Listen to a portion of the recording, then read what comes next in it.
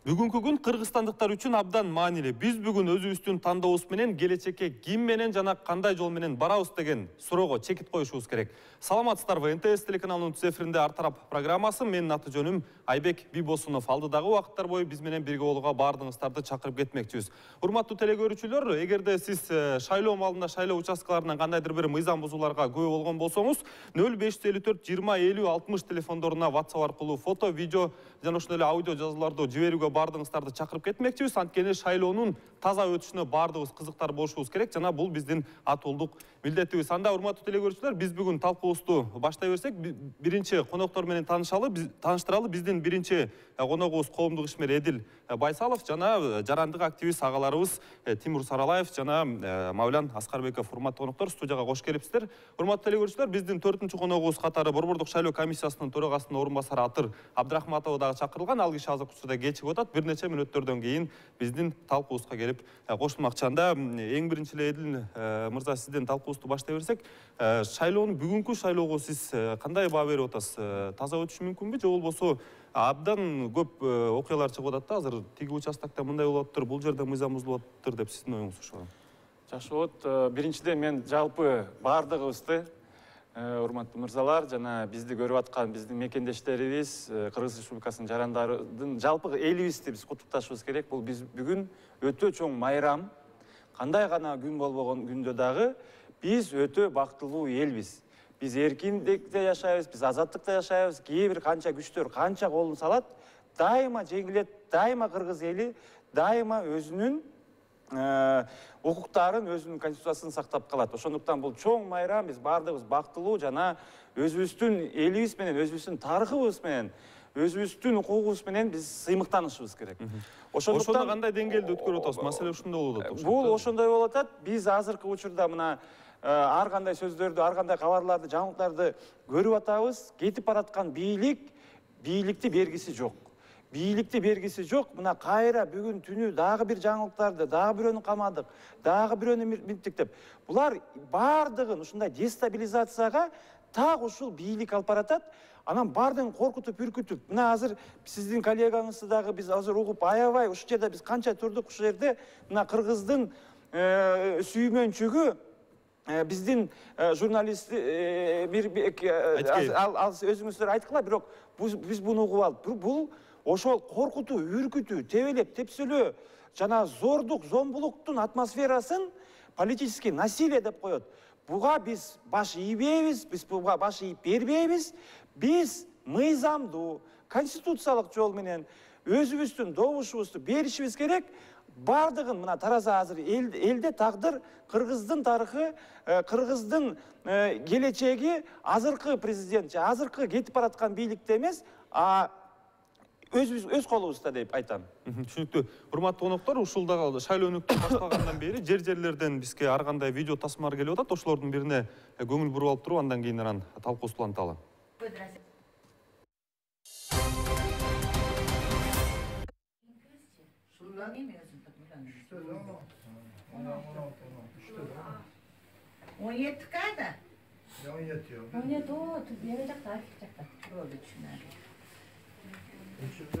Gelin kızım, kol koydurası, siz koyuyorasın onu. Duyuyorsun, onu koyup koyuyorsun. Biletin vermek doğru, öz kol koyduğunu koyuyorlar.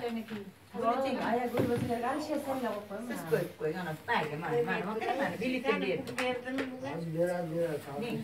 Ayşe bunlara öz böyle koyma, ayak gözlerini görmek lazım. Öz pensiyasını yapacağım. Endi çi ap gelin, değil mi? Marker kanı. Marker de bek, marker uçuk. Endi bana şaylan nimasi biletini, özüler hal eden prezidentke onga kol koydu. Kol koy albaydı özüne. Siz kılın, lazım olur sorun özde. Kanı verdim mi? Bak pulken nime satasın, pul beri koyan duru, bosa hazım kondu bakılıyla. Belgilep koyarsa, toğuz diyorlar. Bak o bakıtma. Toğuz da belgiler. Belgiledin mi? Чему вы подсказываете? Птичка, toğuz mu diyorlar, toğuz. Ben koyamayacağım. Verdim. Pülüskül değil lan, птичка. Bu Птичка mı koysın da? Satmayı gördüm. Bu, aşağıda üzülmezsin de bilittirler. Bu dış.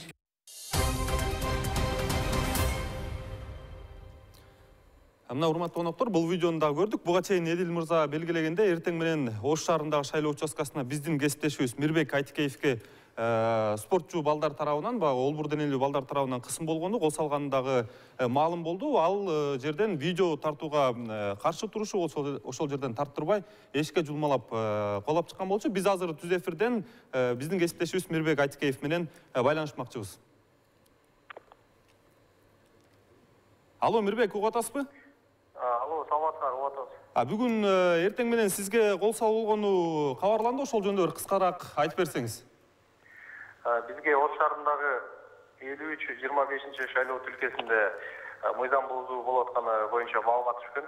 Анан ал жерге барып, ошол окуяны чагылдырууга аракет жасап, Ош шаарындагы Ош Сатан деген соода борборунун жанындагы поликлиниканын аймагында жайгашкан 53-25 шайлоо участкасына барып киребиз дегенде бизде дарбазадан милиция кызматкерлери алар менен кошо мындай спорт чымыр денелүү балдар 10 чакты бала турган экен, токтотушту. Шайлоочуларды сен киресиң, сен кирбейсиң деп тескеп ошол жерде көзөмөлдө жүргүзүшүп аткан экен. Анан биз ошол аккредитациядан өткөн телеканалдан келгенден кийин бул жака кирип маалымат берерибизди айтсак, киргизбей коюшту. Төрайымдын уруксаты керек деп. Анан төрайымды чакыргыла десек, чакырабыз дешип 15 мүнөт күттүм, чыккан жок.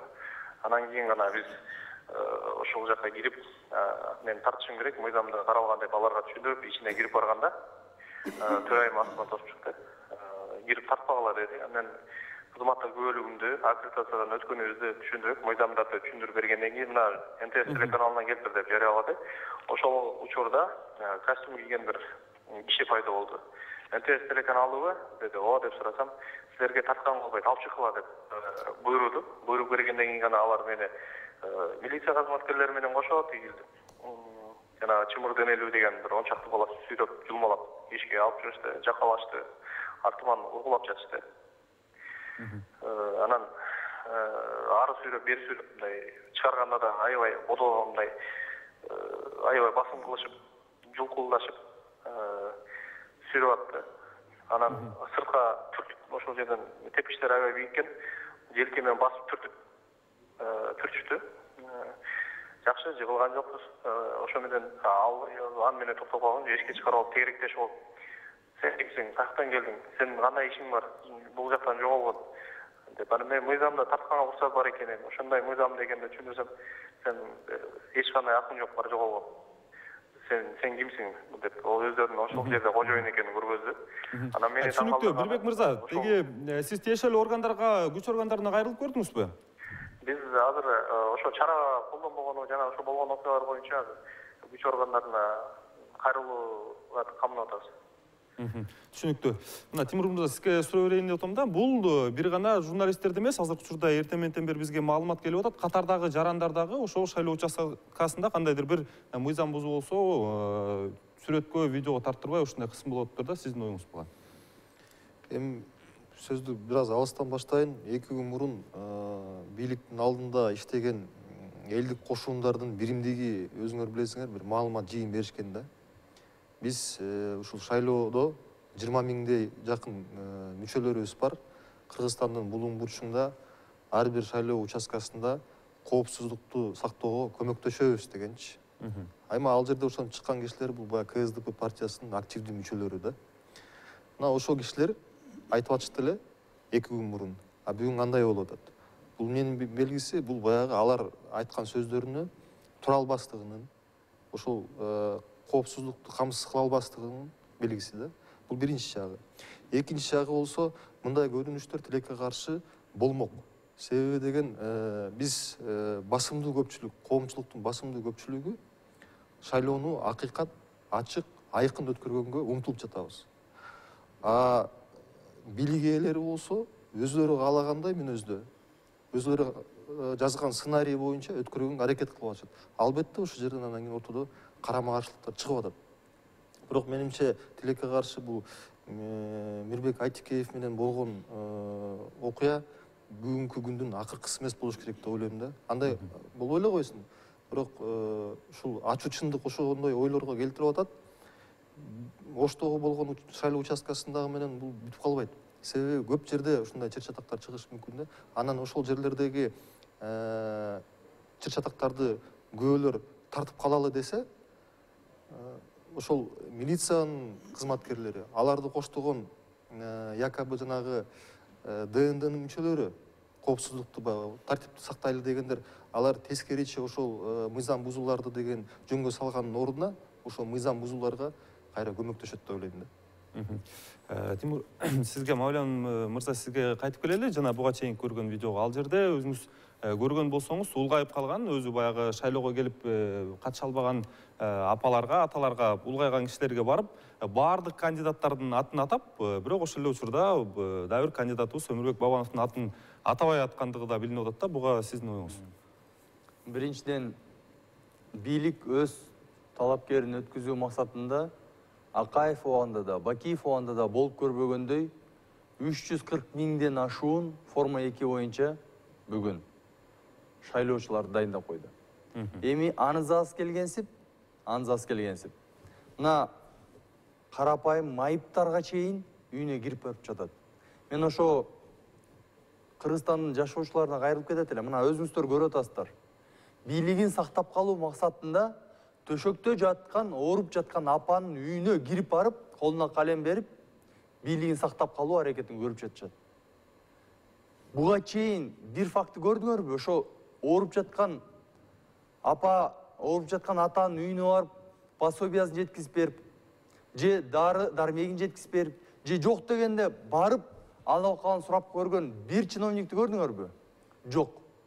Бирок бийлигин сактап калыш үчүн үймө үй кыдырып атышат. Ошодан мына баарыбыз туура баамдап, туура баа беришибиз керек. Бул бийлигин сактап калыш үчүн бардык ыплас нерсеге барат.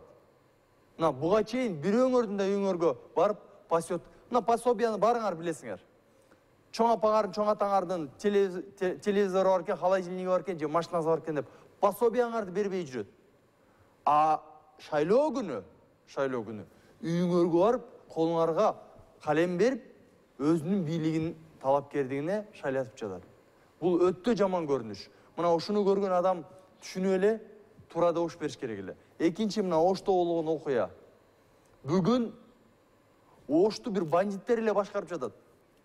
Мына ошол эле Кадырбаев 2010-жылы администрацияны база албады эле. Же биз унутуп койдукпу? Администрацияны база алган. Бул ошол бийликти база алуу беренеси менен 15 жылга ачак камалыш керек эле да. Мына эми бүгүн эмнени көрүп жатабыз?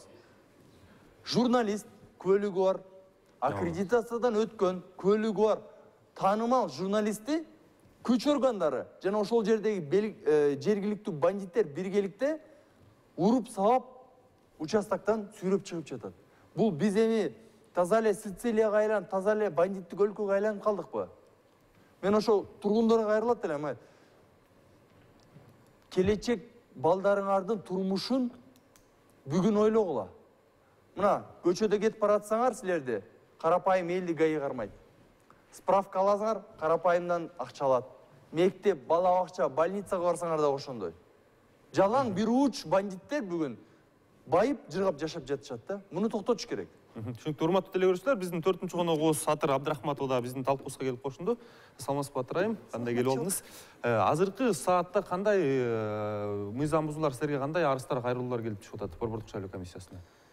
Азыркы учурда Борбордук шайлоо комиссиясынын атайын линиясына 78 кайрылуу түшкөн экен. Ошо өздөрүнүн тизмеден таппай алгандыгы боюнча, биометриканы өтпөй алганы боюнча, анан кийин ар кандай башка мүчөлүштөр боюнча. Негизи бүгүн таң атпай кечээ түндөн баштап башталды го деме. Камераларды жанакы байкоочуларга видео, фото съемкага чек коюлуу боюнча аябай көп нааразычылык түштү. Биз түзгөн WhatsApp линияга дагы, анан кийин өзүмдүн жеке телефонума, почтама дагы абдан көп участкалардан ошол видео тасма тартканга шарт түзүлбөй атат. Видео камерада алып коюп атышат, анан кийин койдурбай атышат депчи. Анын баарын буюрса, эми азыр ошо участкага чейин чалып чечип атабыз. Буюрса бир аз тынчыды окшойт, камера боюнча орнотулушуп, камера менен байкоочулар отурушат, өздөрү тарткылары келгендер. Экинчиден, байкоочуларды кээ бир жерлерден чыгарып иптирип жаткан маалыматтар чыгып атат. Ошону азыр мен ошону тактап аткам. Тактап, эгерде чындап эле байкоочуларды чыгарып ийген учурлар болсо, сөзсүз түрдө кайрадан кайтарып келип, андай мыйзамдуу бузууларга алып барбагыла деп атабыз. Андан кийин азыр өзүм дагы апамды, өзүм дагы шайлоо участкага барып келдим. Дагы бир ирет айтып кетет элем, баардык шайлоочуларга автоматтык урнанын жанында, биздин стационардык урна болобу, автоматтык урна болобу, эч ким жанында отурбаш керек. Биздин шайлоо комиссиянын мүчөлөрү урнадан алыс жерде болуш керек, байкоочулар дагы алыс жерден болуш керек. Эгерде силер шайлоочу катары добуш берүүгө барсаңар участкаңарга, эгерде ошол урнанын жанында бирөө жарым турган болсо, кечирип койгула, арыраак тургула, кеткиле деп айтышыңар керек сөзсүз түрдө. Анткени ушул өзүм дагы 1-2 участканы кыдырып келатып, азыр ошол жерлерден биздин участкалык шайлоо комиссиянын мүчөлөрүн арыраак жылдырганга. Азыркы саатта эң орчундуу көйгөй, эң чоң маселе эмне болуп атат азыркы саатта? Ошол байкоочулардын укуктарынын чектелиши, экинчиси тилекке каршы шайлоочулар өздөрүнүн тизмеден таппай калып атышат. Азыр эң үлкүнүчтүүсү мени өзүмдү дагы участкадан тапкан жок. Биринчи ирет ГРЭС операторду текшергенде сиз жок экенсиз, кечирип коюңуз деп коюшту.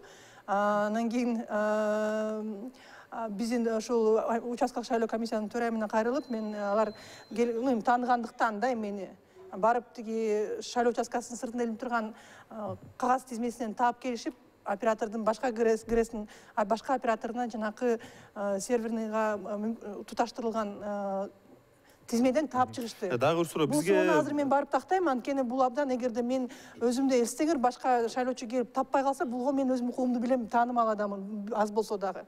Жөнөкөй шайлоочу келип таппай калса, аны бар кете берсең, жок экенсиң, ушунча канча киши добуш бербей калат. Биринчиден, экинчиден, эмнеге ошол ГРЭСтин операторлордун бирөөсүндө тизмеде жокмун, башка кайсы бир тизмеде бар экен да. Азыр ошону Дастан Давлетович менен да сөзсүз түрдө такташып сүйлөшөбүз, анткени бул мен үчүн бул чоң коркунуч да. Болушу мүмкүн эмес андай. Ушул жерден белгилей кетүүчү нерсе, баардык шайлоо участкаларында көпчүлүк жерлерде мындай тиешелүү адамдар урнанын жанында, же болбосо мисалы Баткенден бизге сүрөтчү беришкен, ал жерде ошол Баткен облусундагы райондун акимдеринин бири ошо шайлоо участкасына туруп алып, келген кишилер менен баягы кол алышып учурашып, ымдап кет десек дагы кетпей атат деп айтып атат да. Мына сүрөттөн көрсөңүз, ушуларга кандай чара көрүш керек негизи? Ушул аким боюнча да мага маалымат түшкөн СМС катары, бирок мен айткам, видеосун мага жөнөткүлө, анткени мен көрүп атасыңар, Борбордук шайлоо комиссиясынан кайсы ушул мыйзам бузуу боюнча маселе көтөрбөйүн, далилин бербейсиңби деп мен бетимен асышат да. Ошол себептен баардык ушул силерге да жөнөтүп аткандарга, мага да жөнөтүп аткандарга кайрылат элем, сөзсүз түрдө видеосу менен жөнөтсөңөр, анткени мага кайсы бир болсо да далили керек. Бул сөзсүз түрдө мыйзамсыз. Эч кайсы аким, эч кайсы айыл өкмөтү ким болбосун шайлоо участкасына жүрүп алып, кандайдыр бир буйрутма бергенге укугу жок. Андан сырткары эми ошол жердин бийлиги катары, же болбосо депутаты катары барып карап кеткенге укуктуу, бирок барып алып мыйзам ошол жерде туруп алганга болбойт. Буйрутма берип, ошол жерге туруп алып, кайсы бир башка бир ошол оштон түштү го дейм, биздин бир министрликтин башчыларынын бири бир байкоочуну чыгарып алып деп келип коюштур. Видеосу түштү, алар азыр ичара сүйлөшүү менен чечип атабыз дейт, бирок эгерде расмий бизге арыз менен кайрылса, ошондой да учурлар болуп атат. Бул мыйзам бузуу, эч бир мамлекеттик кызматкер, айыл өкмөтү болобу, аким болобу, мэр болобу, эч ким шайлоо участкасына барып буйрутма бергенге укугу жок. Кыскасын айтканда, катардагы кызматкерден өйдө жакка чейинки бир дагы чиновник аткам нерде шайлоонун жүрүшүнө кийлигишпеш керек. Кийлигишпеш. Эдин мырза, эми азыр бүгүнкү шайлоодо мыйзам бузуулар бузулуп атканы сокур кишиге көрүнүп, дүлөй кишиге угулуп атат окшойт да. Анан Борбордук шайлоо комиссиясынын тиешелүү чара көргөнгө саясий эрки жетет деп ойлойсузбу? Жок, мен Борбордук шайлоо комиссиясыны анча деле мына атыр биздин чыган карындашыбыз Атырайым ошол 3-4 адам бар, ал эми көпчүлүк көзүн жумуп атпайбы? Жалпысынан азыр бийлик Борбордук шайлоо комиссиясынын деле колунда эмес. Мына бүгүн кыргыз элинин колунда. Мына азыр ар кандай зордук зомбулуктарды айтып атасыңар, чын айтсам мен бул фактыларды силерден угуп алып, мен ушул биякта ушунчалык жаман кыжырланып, бир жагынан экинчи жагынан ушул мыйзамсыздыктар албетте күтүлгөн. Мына Тимур мырза да айтылып келген. Бирок мен баары бир бул жактын баардыгын жакшылыкка талдайм. Мына көбүнчөсү мына географиясын деле көрүп турабыз. Кайсы жакта кимди кандай тебелеп, тепселеп, ошол элдерди кайсы жакка буруп аткандарын, так ошол аракеттин баардык аякта концентрациясы болуп атканын. Бирок ага карабастан биздин кыргыздарыбыз, кыргызстандыктарыбыз, жалпы элибиз, мен оюмча, ээн эркин добушту бере алат. Бизди буга чейин канча сабап, канча коркутуп, канча кыйнап, кубалап монтуп кыскан муунткан адамдардын баардыгы азыр четте, биз биякта элибизде жүрөбүз. Бирок мен бир нерсени айтып коюшум керек. Борбор шайлоо комиссиясы болобу, башка бирөөсү болобу, азыр эң негизи жанагы шайлоо участкасында биз тымызын жана жашыруун добушту, ошол укукту биз талап кылышыбыз керек, жана камсыз кылышыбыз керек. Биз буну бардыгыбыздан суранышыбыз керек. Анан албетте добуштарды топтогондо, эсептегенде акыркысын жанагындай так жана толук убагында алып келиши керек. Тимур мырза, сизге суроо берейин деп атам да. Буга чейин баардык бийлик эле ар бир шайлоонун эртеси бүгүн көчөкү шайлоо таптаза болду, мындан таза шайлоо болгон эмес деп атат да. Анан деп айтып келген. Анан бүгүнкү шайлоодагы ошол кашанын ичиндеги таза шайлоонун катарына кирип калышы мүмкүнбү? Эми андай сөз шайлоонун жыйынтыгынан кийинки дайыма эле болгон да. Андай сөздөрдү дайыма эле айтып келишкен да. Азыр эми баягы кимдин колунда бийлик болсо ошол аракет кылат да. Канчалык мыйзам бузуулар болбосун, мына Аты Райымдар айтып атпайбы? Көз жумат да ал нерселергечи. Бирок ушул учурда бийлик бир нерсени унутуп атат да. Мисалы 2011-жылкы президенттик шайлоодон караганда азыр эл, шайлоочулар мурункудан караганда бир нече эсе мобилдүү, маалыматтык жагынан ыкчам. Анан ушул нерсени менин оюмча бийлик эске алган жок. Мисалы 5-6 жыл мурун интернеттин колдонуучуларынын саны бир топ азыраак болгон. Азыр мисалы айыл жергесиндегилер баардыгынын колунда уюлдук телефондору бар. Басымдуу көпчүлүктө интернетте отурушат да. Ошон үчүн маалымат өзгөчө мыйзам бузуулар боюнча көрөсүңөр го, бүгүн ушул 8 болгонго чейин абдан ыкчам түрдө алмашылып турат да. Абдан ыкчам түрдө берилип турат. Ошол үчүн бул жерде бийлик үчүн абдан кыйын болот. Бирок баары бир деле ошол мыйзам бузуулар болгон күндө дагы баары бир деле ошо таза шайлоо болуп атат. Мыйзам бузуулар айрым жерлерде 1-2 мындай өтө мындай олуттуу эмес, өтө мындай таасир эте турбаган эмес мыйзам бузуулар болду. Бирок жалпысынан шайлоо таза өттү деп коюшу толук ыктымал да. Мен мисалы кепилдик бере албайм, андай болбойт депчи.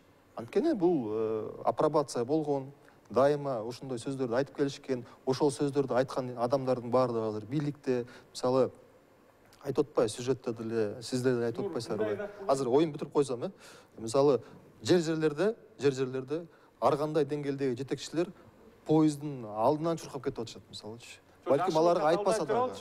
Жакшылыкка талдагым келет.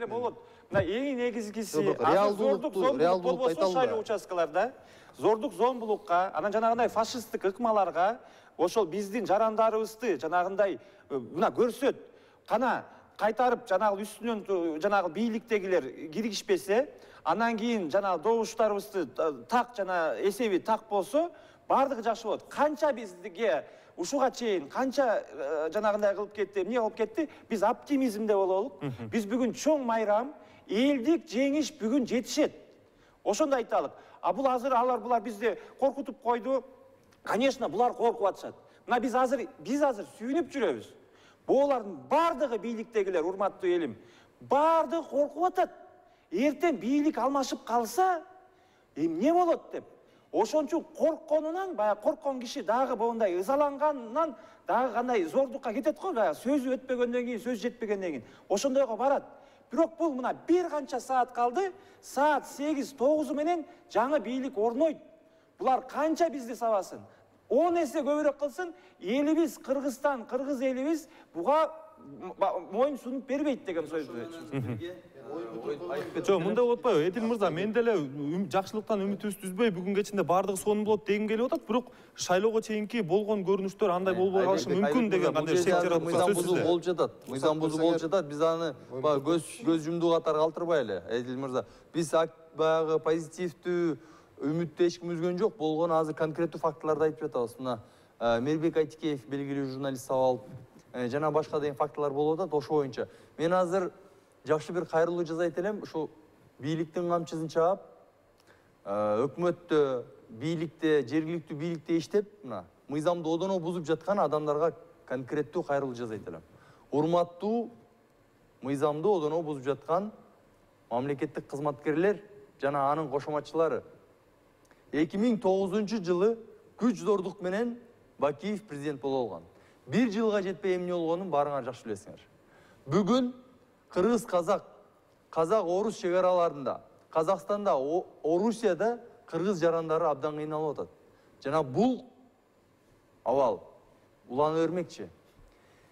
Дагы бир жолу жакшы айтып кетейин.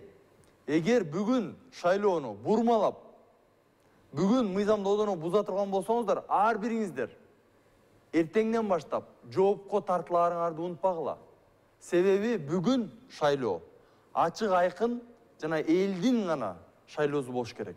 Башка жол менен биз баз өткөнбүз. 2009-жылы Акаевованда да баз өткөнбүз. Ошондуктан бардыгыбыз мыйзамдуулукту талап кылып добушту туура берели.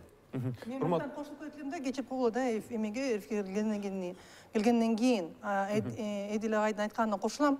Азыр элдин маанайы жакшы. Ушуну эске алыш керек. Эл чындап эле шайлоону майрам катары кабыл алып, мен 3-4 участкага бардым. Элдин мындай чоң кезектери түзүлүп, ызычуу болгон жери жок. Эң башкысы кыргызстандыктар коркпош керек. Ушул жакшы маанай менен өзүңөр каалаган тандооңорду кылышыңар керек. Ошол тандооңорду кылгандыгын биз эми аны ачык айкын санап, так шайлоонун жыйынтыгын чыгарып беришибиз керек. Бирок азыр туруп алып корккондон баш тартыш керек, коркпош керек. Ким болбосун башкысы өзүңөр ушул майрам катары кабыл алып, чындап эле барып өзүңөр каалаган талапкерди шайлашыңар керек. Ушул талапкерлерге дагы, мынакей мен коллегаларыма дагы, жарандык активисттерге дагы, массалык маалымат каражаттарына дагы кайрылып кетем. Эгерде кайсы бир мыйзам бузуу болуп атат десеңер, эгерде силердин укугуңар чектелип атат десеңер, сөзсүз түрдө арыз жазгыла, видеого түшүргүлө. Анткени жөн эле ушуну айтып коюш, кур сөз айтыш оп оңой. Кур сөз менен мына бул ушундай болуп атат деп шыбаган да оңой. Ар бир ушул биздин айтканыбыз далил менен туруш керек. Далил менен турганда гана биз чындыкты таба алабыз. Далил менен турганда гана биз мыйзамдуулукту орнотуп алабыз. Ошол себептен коркпостон добуш берүүгө катышышыңар керек. Эгерде кайсы бир мүчүлүштөрдү көрсөңөр, мыйзам бузууларды көрсөңөр, сөзсүз албетте видеого тартып, өзүңөрдүн арызыңарды кылып, видео менен тартып, мынакей НТСке жибересиңер, бизге жибересиңерби, борборлук шайлоо комиссиясына, биз ошонун баарын кабыл алып карайбыз. Эгерде ушул коор сөз менен эле гана бизге жакпай, жаман болду, кир болду деп туруп эч бир далил бербесеңер, өзүңөр да жоопкерсиздик кылып, өзүңөр ушуга катышуучу катарында болуп каласыңар да, соучастник болуп калат элдерчи. Эгерде ушул бардыгы жөн эле нааразычылык кыла берген оп оңой. Ар бир ушул өзүңөрдүн укуңарды ар бирибиз сактап калышыбыз керек. Сакташ үчүн мыйзамдуулукту өзүбүз да сакташыбыз керек да. Ар бир айткан сөзүбүзгө, ар бир айткан жакпайт, же болбосо туура эмес болуп атат дегенге далил керек. Сөзсүз түрдө далил керек. Далил кылгыч оңой. Сотканы күйгүздүң, тарттың, мынакей турбашың керек, бактан чыгып кет. Ким келди, турбашың керек, чыгып кет. Болбойт андай. Урматтуу телекөрүүчүлөр, шайлоонун таза өтүшүнө бардыгыбыз кызыктарбыз. Мында ошондуктан бирге көрүшүүгө чакырып кетмекчибиз. Эгерде кандайдыр бир мыйзам бузууну көргөн болсоңуз, уюлдук телефонуңузга тартып, тиешелүү органдарына, борбордук шайлоо комиссиясына жана ошондой эле НТС телеканалынын 0554 20 50 60 телефон номерине WhatsApp аркылуу жиберүүгө бардыгыңыздарды чакырып кетмекчибиз. Тимур мырза, сөз сурап атыңыз элесиз. Ооба, жана оюмду бүтүрө албай калдым, сөздү сиз бөлүп койдуңуз. Мен болгону бир нерсени айтайын дегемде, канчалык жанагындай мыйзам бузуулар бийлик тарабынан болбосун, баары бир кыргыз эли акыйкатты сүйгөн эл, өзгөчө азыркы учурда. Анан азыркы күндө тилекке каршы бурмалоолор болгон күндө дагы баары бир деле ушул чындык, акыйкаттык, калыстык үстүгө чыгат да. Мен болгону ошону айтайын дегем, анан сиз бүтүрбөй койдуңуз. Эдил мырза. Мен дагы бир сөз айтып коеюн. Мен ушундай эле майрам күнүндө мен азыр мына бул жерде таң атпай мына биздин президентибиз, мамлекет башчы барып өтө туура эмес сөздөрдү айтыптыр. Эми мен жетишет. Туура эмес сөздү биз туура эмес деп айтышыбыз керек. Мына так ошол майрам күнүндө барып, бүгүн кайсы гана адамдарды сөкпөптүр. Бир канча талапкерди эми чик деп айтыптыр. Бул талапкер мамлекеттин жетекчиси боло турган адамдар болбой эле турсун. Фракциянын жетекчиси, жогорку кеңештин депутаты 100 000 деген кишилердин добушун алган, чыган улду, будьте добры, Алмазбек Шаршенович, проявлять уважение. Бул кокондук хан эмес, бул Кыргыз Республикасы, бул мамлекетте сиз эмес, мыйзам орнойт, мыйзам үстөмдүк кылат. Анан кийин бир канча талап биздин башка саясатчыларга да ошолордун арасында менин атыма ар кандай сөздөрдү айтыптыр. Мен бир сөздү айтып коеюн. Ушул жерден пайдаланып, анткени булар айтып атышат, камайбыз эле, камайбыз дейт. Камагыла. Мени биринчи мен канча президентти көргөм. Мен ушул жерде жүрөм, элим үчүн күрөшүп. Ал президенттер элдин түбүнө түшүп, миллиондогон акчалар менен качып жүрүшөт. Камагыла, бирок чындыкты кыргыз элинин баардыгын кама албайсыңар. Мен Мегаком жөнүндө айтып коеюн. Мына өтө кыска. Мегаком боюнча Елена Николаевна Нагорная деп мына 27 сентябрда жаңылык чыккан. Ошол чай саткан 63 миң доллардык обороту бар жылыга. 3 миң жанагы зыян өзүнө пайда келтирбей, наоборот убыток болгон аялга биздин Мегакомду карматып ийишти булар. Бул Нагорная ким экен каяктан десек, кечээ күнү биз түшүндүк. Нагорная бул Сергей Лобановдун адамы экен, а Сергей Лобанов деген Андрей Юрьевич Бельяниновдун оңголу экен. Андрей Бельяниновдун колуна Мегакомду берип атат. И так эле ошондо айта алам. Эмне үчүн биздин президентибиз эле ушунчалык бир тараптуу, ушунчалык истерикага түшүп, ушунчалык баардыгыбызды коркутуп камайм деп жүрөт? Анткени азыр себеби, азыр ошонун түбү бизге түшүнүктүү. Бул сөзүм үчүн камасаңар камагыла, бирок мен баардык айтылган фактылар боюнча мен жооп бергенге даярмын. Эдимизат түшүнүктүү. Урматтуу коноктор, азыр бизге өйдө жактан кабарлап атышат. Дагы бир видео келиптир. Ошол видеого көңүлүңүздөрдү бурабыз, анан ошол видеонун тегерегинде талкуусуланталы. Кана, баягыдан бери ушундай кылып атат. Мен Акамбаевдин алдына барып айтамын, кимдин алдына барам кылган кылыктарын айтамын. Мына тарт. Meni kirgizbey mi alırsın? Hiç kimin yok, şunday karladı bizde. Şunday, nevenin adamı ol. Kötü mü? Hoşta o, buna şu kurbanlardan vardı bizde bu kadar işte var. Biz ne kılıp atadı eken desem, bütün ekiminden pulu verip, ispiska kılıp, pasportlarını alıp, 2 gün, 3 günden beri şılıştı kılıp atadı. Buna yemin, men barıp işteyim o şehirde. Hiç kim yok mu yerge gelgen. Buna şular kılıp atadı. Agitası yani. Tart barışına, bardığı şuraya kadından bardığın tart. Атырайым, сиз жооп бересиз го дейм. Көңүл бурган болсоңуз, ушу видео съемканы жүргүзүп баштаганда эки дагы бир олбур денелүү эки адамды ары көздөй басып кеткенин көрдү окшойт сизге. Азыр ким экени, кайсыл жерде экени такталып атат. Видео жаңы эле келип түштү, анан алдыда дагы толук маалыматтар болот да. Бул видеону мен жаңы эле ушул бияка кирип атканда көрдүм. Эженаты Сабира. Ушул участканын алдында эми коркутуулар, добуштарды сатып алуулар, анан кийин шайлоочуларды такташып иш жүргүзүп атышат деп аябай нааразычылык көрсөткөн. Анан кийин азыр ушу чалып жетишкен жокмун, алдын ала маалымат бергенде дагы байкоочуларды участкадан айдап жиберишкен ушул деп айтышканда, ушул участкаданчы. Ошондон ызаланып, бул апабыз ошол жерге барып, анда өзүм кирейин, мен ушу апа катары мени кубалап көргүлө деп барган болчу да. Ошол себептен азыр муну сөзсүз түрдө тактайбыз. Эмне себептен участканын жанында эми бирөөлөрдү турбала дегенге укугубуз жок. Бирок эгерде ички иштер министрлиги билесиңер, эгерде борбордук шайлоо комиссиясы, негизи шайлоо комиссары ошол участканын ичиндегине жооп берсе, участкадан сырткасына ички иштер министрлиги жооп берет. Иш кылсын да кайтарып бизди тыңшап коркуткандан көрө, андан көрө ошол жакта барып элдин коопсуздугун караш керек. Бул ички иштер министрлигинин түздөн түз иш кылбай аткандыгы, ошон үчүн азыр бул видео боюнча дагы сөзсүз түрдө алар менен кабарлашып чогуу чечишебиз. Мамиле мырза, сиздин ойуңуз. Бул биринчи мыйзам бузуу эмес. Бүгүн дагы бир топ мыйзам бузуу болот деген ойдомун. Адам өлөр алдында бир предсмертная дрожь деп коет, ошондой агония болуп жатышат да. Бардык кызматкерлер бир нерсени түшүнүп алыңар. Бүттү, иш бүттү.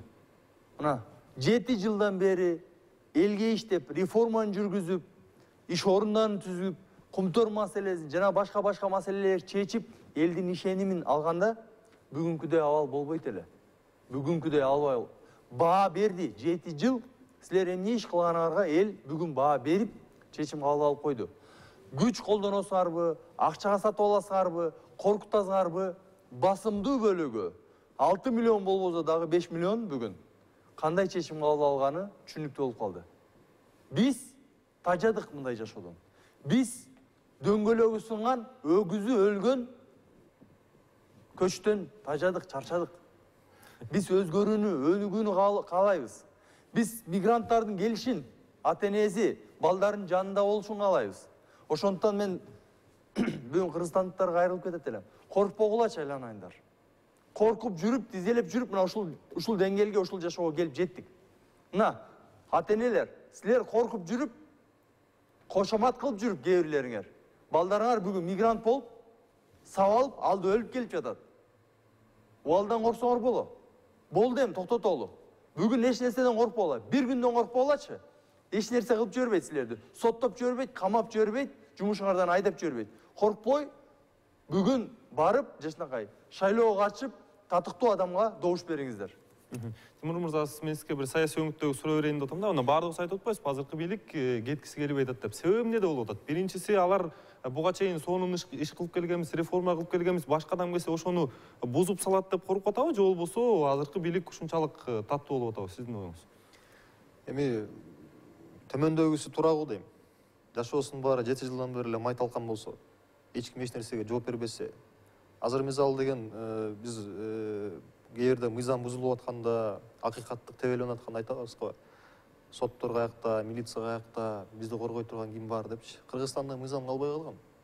Кыргызстанда мыйзам болсо 2015-жылы, 2010-жылы, 2011-жылы, анан ошол жылдан баштап ушул мезгилге чейин жергиликтүү кеңештердеги болуп аткан шайлоолордун баардыгы мыйзам жолу менен болмок. Анда бир дагы сатып алуу, коркутуу, үркүтүү, бурмалоо деген нерселер болмок эмес да. Азыр көрүп атпайбызбы парламенттин акыбалын, кебетесин көрүп атабыз го. Кимдер отурат? Реалдуу саясатчылар каякта, абакта отурат. Аба ырайды, реформаны алдыга сүрөй турган бир багытты көрсөтүп турган каякта, куугунтуктап отурат. Мына Мавлан Аскарбеков мен саналашым. УКМК азыр буга иш козгоп атат. Эмне боюнча иш козгоп атат? Өзлөрү деле билбейт жакшычы болгонун буйрук берген да. Анан ушул себептен бул жерден бир мыйзамдар сакталат, же бир мындай бир нерселер болот деген ойдон мен такыр алыспын да. Анткени Кыргызстанда эч ак эле мыйзам калбай калган. Аны ошол нерсени билип, азыркы аттуу баштуулар, бийлик ээлери каалашанча баардыгын кылып атат. Анан бул жерде дагы бир нерсе бар да. 7 жыл мурунку эч нерсеси жок адамдар саясатка кокустан келип алып, анын тегерегиндеги жүргөн шылуундар дагы алардын арты менен саясатка келип алып, мамлекеттик кызматкерлерге отуруп алып, бир топ олчогон капиталдарды жазады. Анан бул нерселерден алар айрылгысы келбейт. Бул бир жагы. Экинчи жагы, кийинки келе турган президент алардын кылган мыйзам бузуулардын боюнча толугу менен иликтөөлөрдү анан мыйзамдын алдында жооп берүүнү талап кылат да. Бул нерсенин баары коркунучтуу. Анткени 7 жылдын ичинде бир топ нерселерди кылып коюшту. Мына мындай конкреттүү деталдап айтпай эле коеюн. Элементарный нерсе, мисалы, дача суунун үстүндө кулаган учак боюнча азыркы күнгө чейин эч ким чынында кандай болгонун, ким жооп берерин билбейт. Мисалы, сиз деле уюлдук телефонуңузду кокустан, дүкөндөн же базардан жоготуп алсаңар, мен телефон жоготтум, бул аппарат меники болчун деп барасыз да. А миллиондон деген товардын ээси жок. Бул жерде да бир нерсе бар да. Түшүнүктүү. Атырайым, азыркы учурда биз могу биометриканы айланып өтүүгө, же болбосо аны жазгырып өтүүгө жана ошондой эле шайлоонун бүткөндөн кийин ошол добуштарды саноодо кандайдыр бир жазгырылып кетиши мүмкүнбү? Ушул боюнча бир маалымат берип койсоңуз. Борбордук шайлоо комиссиясы мүчөсү катары мүмкүндү айтат деп ойлоп атасыңарбы? Баары түшүнүшүбүз керек. Колтооңуңар болуп атпайбы? Ошого элге айтып коңузчу, биометрикалык канчалык ишенсе болот ошого? Биометрикалык катууну атайын киргизген, канчалык каршы болбойлу, жагабы жакпайбы, биометрикалык катуудан өтпөгөн шайлоочулар добуш бере албайт. Тизме менен тилекке каршы баары бир мүчүлүштөр пайда болуп атат. Көп эле жерде көп адамдар арыз жазбаса дагы башка жака көчүрүлгөн учурлар болуп атат. Анын баарын чогултуп атабыз. Эгерде силерди башка ушул Бишкектин алдындагы жаңы коңуштардан же райондордон Бишкекке которуп койгон болсо, эми суранат элем шайлоочулардан, ага карабастан ошол кайсы жерге которулуп кетсеңер Бишкекке келип добуш берип кеткиле. Азыркы учурда мүчүлүштөрдүн баардыгы болушу мүмкүн. Таптаза, жакшынакай, эч кандай техникалык сбой жок, же болбосо адамдык фактордун аркасынан кандайдыр бир мыйзам бузуу болбойт деп, же болбосо такыр эле баары сонун өтөт деп кепилдик берүүдөн баш тартам сөзсүз түрдө. Бирок ага карабастан бул эми кайсы мамлекет болбосун майда чүйдө мүчүлүштөр болот. Майда чүйдө. Бирок алдын ала атайын ошону ойлонуп, алдын ала атайын бирөө менен сүйлөшүп, алдын ала атайын бирөөнү мажбурлап же коркутуп, бул эми чоң одоно мыйзам буларга туруштук беришибиз керек. Азыр болсо ошол биометрикалык идентификацияны өткөн адамдар сөзсүз түрдө тизмеге кошулган. Эгерде кайсы бир себептер менен башка жака которулуп кеткен болсоңор, эгерде анчалык алыс эмес болсо, барып сөзсүз түрдө добуш бериңерди суранам. Сери арыз жазбай туруп, серди башка участкага которду десе, анда ошол бүгүн барып добуш бергиле сөзсүз түрдө. Анан кийин келип бизге арыз штаб кеткиле, же болбосо кабарлап койгула, мынакей мен арыз жазган эмесмин, бирок мени башка участкага которуп коюшуптур депчи. Андан сырткары дагы бир нерсе айтып кетет элем. Чынында жакшы ниет кылышыбыз керек, жакшы ой менен, майрамдык маанай менен. Экинчиден кандай бир мындай азыр адамдардын баарын биз ушундай мыйзам бузуулар болуп атат, ушундай бийлик деп азыр мындай жаман маанайга бурганыбыз дагы мен мисалы алысмын да. Болбойт. Азыр жакшы маанай менен, жакшы ниет менен жакшы жыйынтыктарды күтүшүбүз керек. Эң башкысы мынакей биздин жаш кыраан жигиттерибиз турат. Ушунчалык күйүп мамлекетибиздин өнүгүшүнө, өсүшүнө, өзгөрүшүнө болуп турган маалда мен силерден да суранам. Түнкү 8-ден, кечки 8-ден кийин билесиңер, участкалар жабылат. Силер дагы ушул байкоочу болуп, ар бир участкага баргыла, сөзсүз түрдө жардам бергиле, добуштарды саноого. Добуштарды саноодо, азыр дагы добуштарды саноодо дагы видеого түшүрүп, үзгүлтүксүз видео тартканга укук бар. Ошол тарткандардын баарын анан кийин бизге беришиңер керек, сөзсүз түрдө. Анткени эгерде кандайдыр бир наразычылык болсо, биздин добушту туура эмес санап коюшту деп, биз сөзсүз түрдө талдап, ар бир добуш азыр алтын баада, анткени президентти шайлап атабыз. Ошон үчүн азыр ар бир добушту сактап калышыбыз керек, эң башкысы. Түшүнүктүү, бизге Ош шаарынын 53-10 шайлоо участкасынан дагы бир видео келгендигин кабарлап атышат. Ошол видеого көңүлүңүздөрдү бурабыз.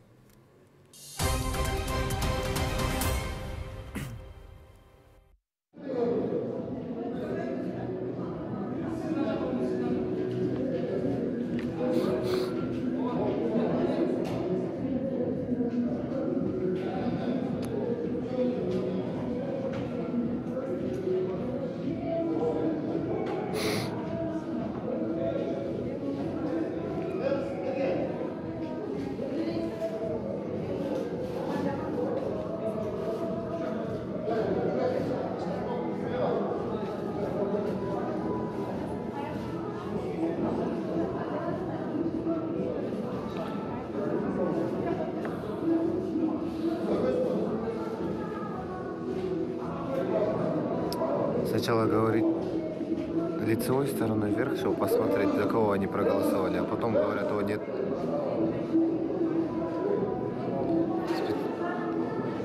Они стоят там, чтобы подсказывать, как правильно закидывать бюллетень. Но они просто стоят и смотрят, за кого проголосовали избиратели. Это все Джеймбековские.